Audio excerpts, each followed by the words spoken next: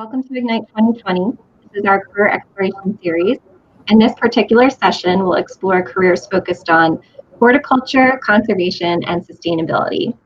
So my name is Katie Martucci, and I work in Career Services Office at Del Val as our Employer Relations Advisor.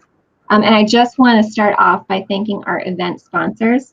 So for our plant, land, and environment events, including this one, special thank you to Growmark FS, as well as Delaware Valley University Alumni Council. All of our panelists are willing to connect with you, our students, so if you'd like to connect with them after this event, stick around for the roundtables, but you can also reach out to cspd@delval.edu to get their email.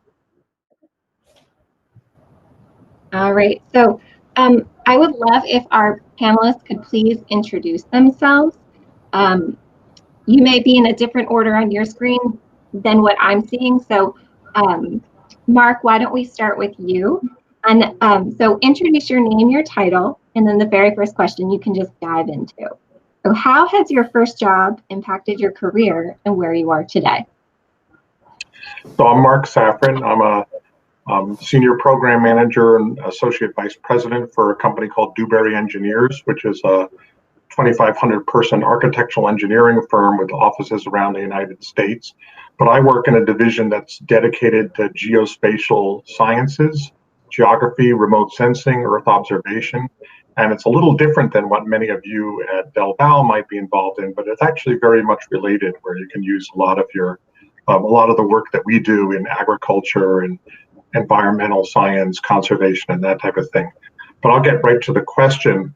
And even before I actually graduated from college, which was a long time ago, and I went to school for geography, I was actually a whitewater rafting guide kind of on the side while I was doing my college work out in California.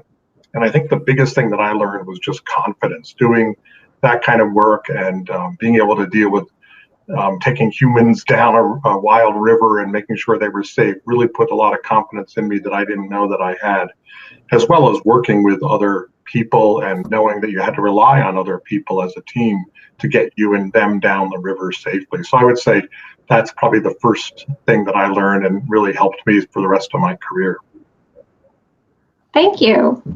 Lauren, how about you next? Turn that off. Sorry. I apologize to everybody. I will, after I talk, I'm going to turn my video back off as I'm traveling today. But my name is Lauren Ferreri, and I am a wildlife biologist with the Pennsylvania Game Commission. I manage an area called Middle Creek Wildlife Management Area, where I'm in charge of the wildlife and habitat needs of a roughly 6,250 acre property. And then I also am a supervisor in our Southeast region. So to the question, I wanted to be a vet my whole life, and so going to Del Val shifted my perspective a little bit. And my first job was actually working with Hawk Mountain Sanctuary, which is located in Schuylkill County, Pennsylvania.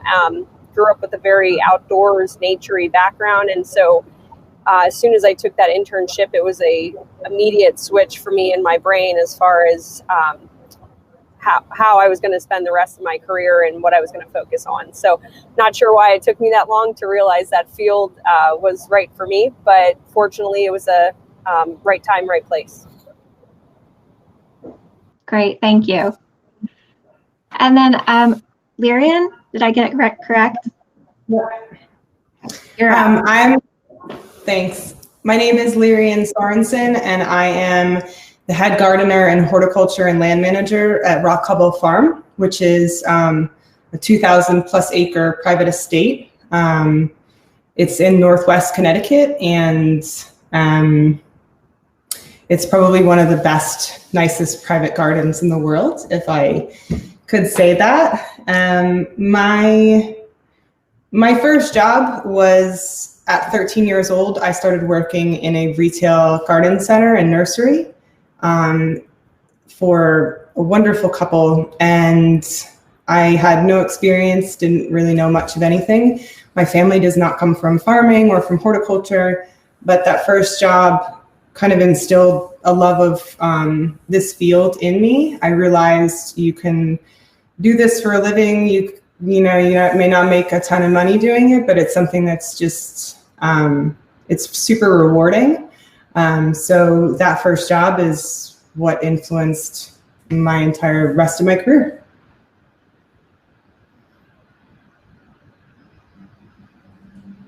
You're on mute, Kate. Thank you. So we do have another professional you'll see who popped into the panel. Peter, I don't know, can you hear me? Yeah, I can totally hear you. Sorry, am I probably not supposed to be here yet? You're fine. Peter, feel free to answer the question if you want to. Would you like to? I'm happy to, absolutely. I just don't want to take up the rest of the panel's time, but as you can maybe see from my bio, I had a previous career in music. I am currently the executive director of Bowman's Hill Wildflower Preserve, just south of New Hope, Pennsylvania, and we're a 134-acre wildflower preserve. And my original career in music has really informed quite a bit of my current operations. And this is something I look forward to in the roundtable discussions, kind of sharing with students later. But in terms of having a previous career in music, it teaches you a lot about working the business and running yourself as a business. It teaches you a lot about public speaking and marketing. My work in other nonprofits, of course, that's a lot of work in the business world, also has taught me quite a bit about community engagement. Also in terms of sales and fundraising. So all of those skills learned in other industries has really informed my work and made me a better professional for what I'm doing now in this industry. Thank you. And thanks for jumping in. I appreciate your flexibility. Yeah. Okay, so next question, and we can go ahead in the same order. So how has your career differed or stayed the same from what you imagined it would be when you first started out? Okay, so we're going back to me, I guess, right? Thanks. Mm-hmm. By the way, Peter, I actually live in Doylestown, and we've been trying to convert a lot of our grass and lawn area to meadow and using native perennials, that kind of thing. So I spend quite a bit at Bowman's Preserve getting plants there, as well as Gino's and a few other places around. So just a plug for you guys there. That's fantastic. When I started my career, I knew I was really into graphic arts. My mother was an artist. Talk about music. My dad was actually a musician, a music professor, Peter. But in terms of when I first started, I've always loved maps. I used to make maps in the sand at the beach. I used to doodle maps on paper. So I love the graphics part of maps and the beautiful kinds of maps that made. So that's when I went to school, I was looking at graphic arts and cartography and those type of disciplines. And the first job that I got out of college was for a mapping company that was much different than what I thought I was going to do. It was really more involved in the science of mapping, using something called photogrammetry, which is the art and science of using stereo imagery to develop 3D accurate maps, which is what we now use today for doing floodplain mapping for FEMA and others. And now it's evolved into using satellite imagery and that kind of thing. But I never thought I was going to get into this science part of the field, which I've kind of now become part of, and it ended up being my career. So it's very far from what I started with, but the source of like knowing cartography and how maps as a visualization tool can help tell the story of what people need to know has always stayed with me. And so I'm really happy that I kind of was able to press through that in my career. Okay, I guess it's my turn. And following Mark, just to pass on the positive things we said with Peter with each one of our careers, GIS and what Mark does is very important in the wildlife biology field as well. So, and cool to native plants and wildflowers. So, plug there. So with my career, I think the main thing for me, the main focus when I first got into my career was that I really wanted to work hands-on with animals to start, transition to wildlife then. But I think my career has really shifted. I felt that I would always be in the field and have that hands-on component. And what I realized was, as I progressed with my career, I actually had a real opportunity to actually make a change in Pennsylvania specifically when it comes to actually talking about our resources for our state.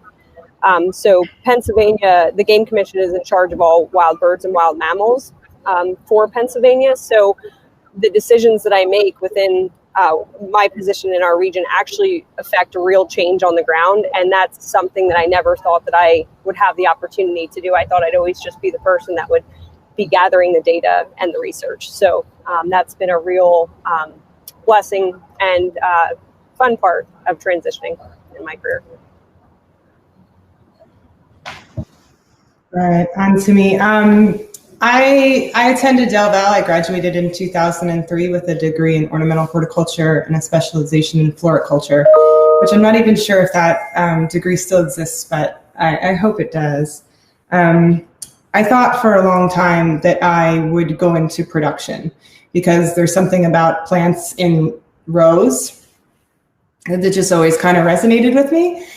And so when I graduated, I got a job in a commercial greenhouse, and it was great, but I guess I never really understood the sheer amount of chemical usage in commercial production greenhouses. And so as I became aware of that, and more aware of how that could affect an individual over, a 30, 40-year career, I thought maybe I should take a little bit of a step aside. During my time at Del Val, because of the requirement to do so many hours in the field, I had a lot of experience working in different aspects of the industry, public gardens, private gardens, florists, orchards, retailers. I kind of had a really broad experience when I was in college. And so I saw that. And so I took jobs in sales, and I took jobs in commercial production, and I took jobs in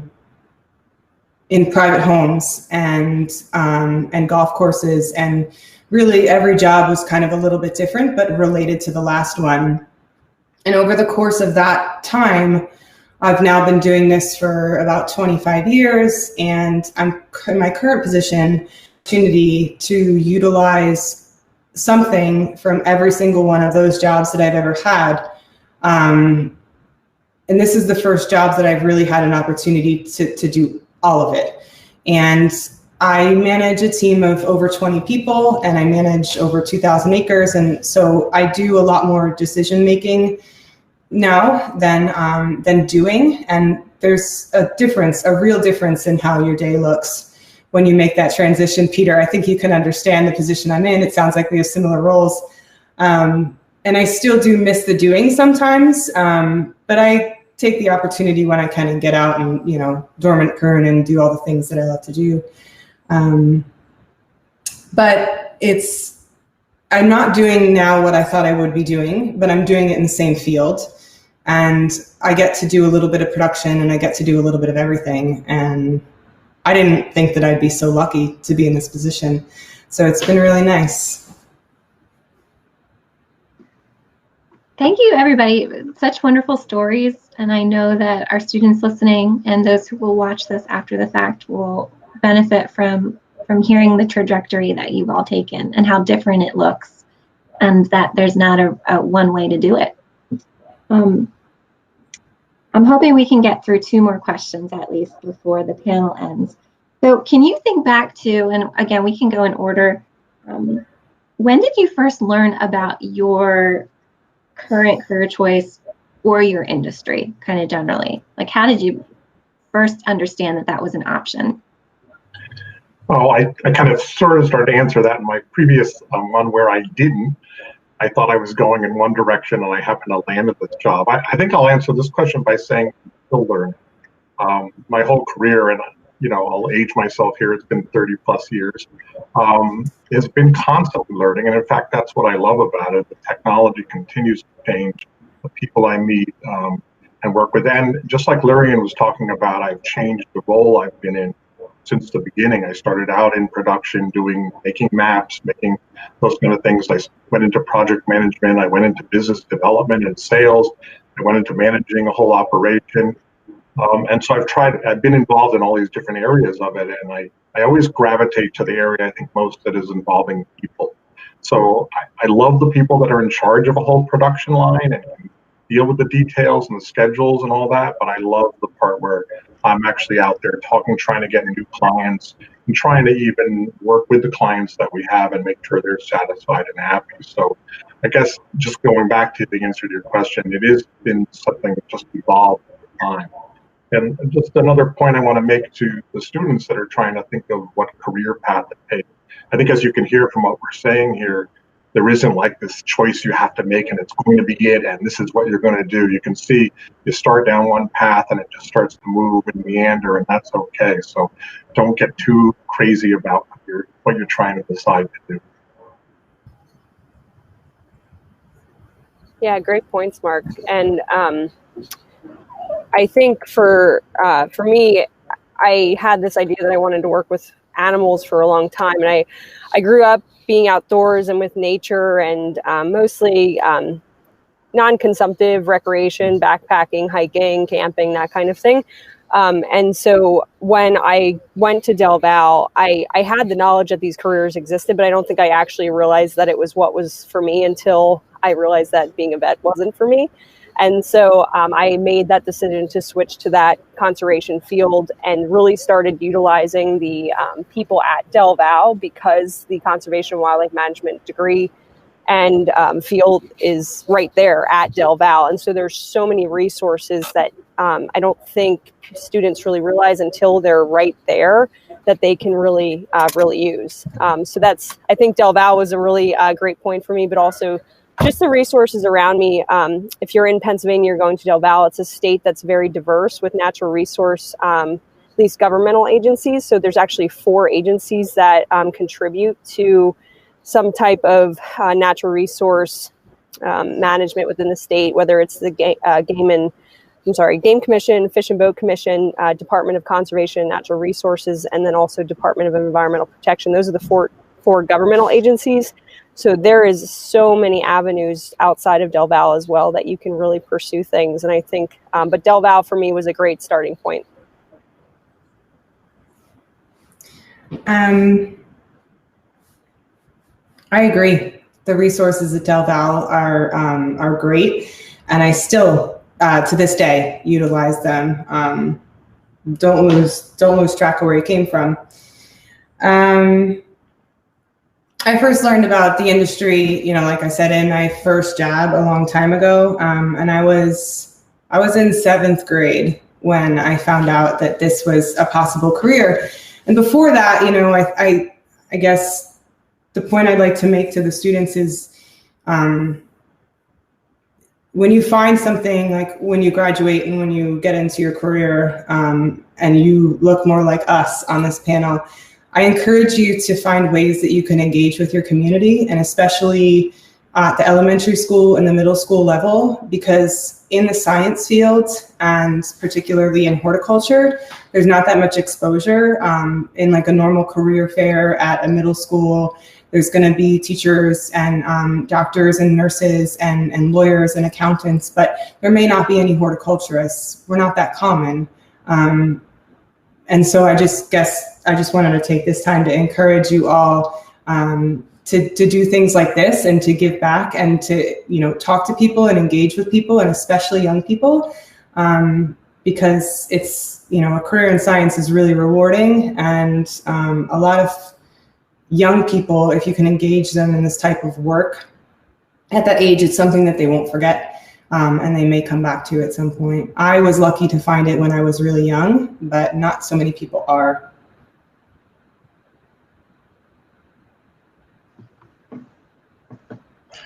I'll follow up perfectly, Leirion. I think that is really, really well said, because I was one of those people that didn't realize very early on that there was a viable career path in horticulture for me. And I wonder how my life would have been different had I taken that route from the start. But for me, even though I came into this career in my 30s, it really, for me, it was identifying what I was passionate about. And while it took me a little bit, like Lauren was talking about, I had to realize that music really wasn't something I was passionate about, but plants were. And so once I came to that realization and I started to do a little investigating, I'm like, oh, there really is a career path in this.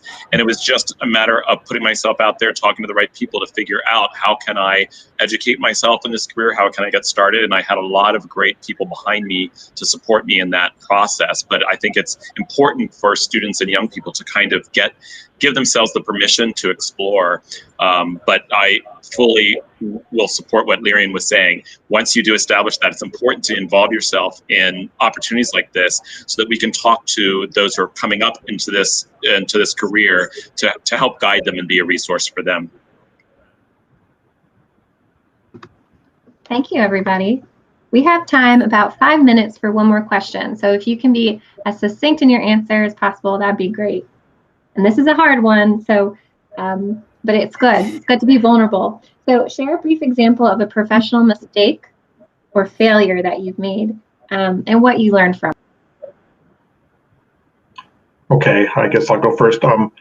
Yeah, it's, people are people no matter where you go, and it's always about the people, good, bad, and ugly, right? So for a while, I was managing a whole team of folks at a previous job that I had in New Jersey, and I had this young person that was supposed to be doing the marketing and support with proposals and that kind of thing.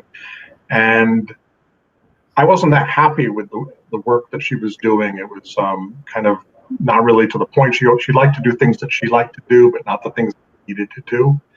And my mistake, because I'm not very confrontational, was that I didn't really deal with it. I kind of let it linger. I put up with it. I ended up doing things on my own that maybe was her job to do.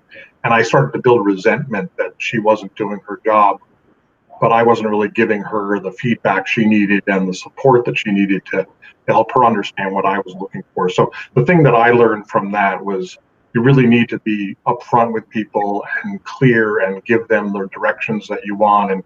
And even if it's a coworker, really put aside your differences and be able to have a talk with them instead of being defensive and that kind of thing. So it's really important to be clear, concise, give people the directions that you want, and then you can put your expectations out there, and it'll be like something that at least they can work towards. So.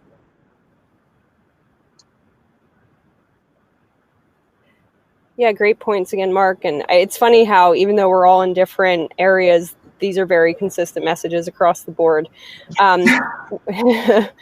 of the things I think, it's kind of an odd way to say it's a mistake, but I think that it's important for me, when I first got into my career and I started exploring different fields, I always felt like I wasn't knowledgeable as other people were because I came into the field a little bit later in my career. Most of the students that were in the wildlife profession, or once I started working for different agencies, had been really involved with them from the beginning. In their life. So even as a young student or going through college, they knew they wanted to work with wildlife or be out, work with nature in some component, and I didn't really have that background. So I had these moments.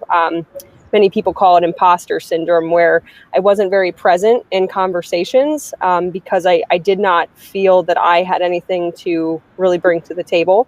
And so we're being vulnerable, right? So, but this, I truly encourage everybody that's listening to know that no matter if you're new to your field and whatever component it is, there's plenty of people that have very similar feelings to all the things that you feel when you're there, whether they've been there for a long time or not. And so I encourage you to ask questions and explore, and the no's are just as important as the yeses. So just make sure that you're putting yourself out there. And I wish I would have done that more, especially early on in my career. I feel like I would have learned, not that I would have been ahead of the game, but I just think that I would have made a little bit more connections and realized that I'm on the same level as everybody else. So even if you're new to your area, keep putting yourself out there. It's really important. I'll be brief. I've made so many mistakes. I couldn't even count them. I make mistakes probably every single day. I forget things, I break things, I drop things, I prune things that I shouldn't, where they shouldn't be pruned. I mean, the amount of what you could deem mistakes is endless. But what I do when I make a mistake is I talk about it. I was taught from an early age that if you spill the milk, you tell somebody you spilt the milk, and so that we can clean it up together. And I see that that's a thing that I'm constantly trying to train my staff about.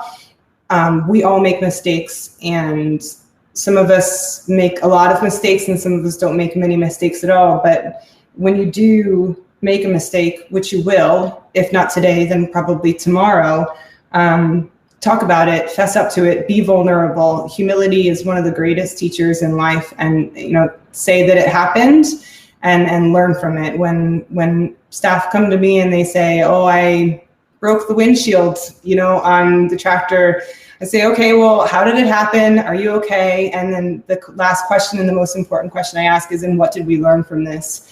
And then we tell everybody what we learned from it, and it becomes a teaching moment. And if you look at mistakes in that way as an opportunity to learn something, then they're less scary and they're less dramatic and drastic when they happen, because they happen a lot, and they should, because that's kind of how we learn, right?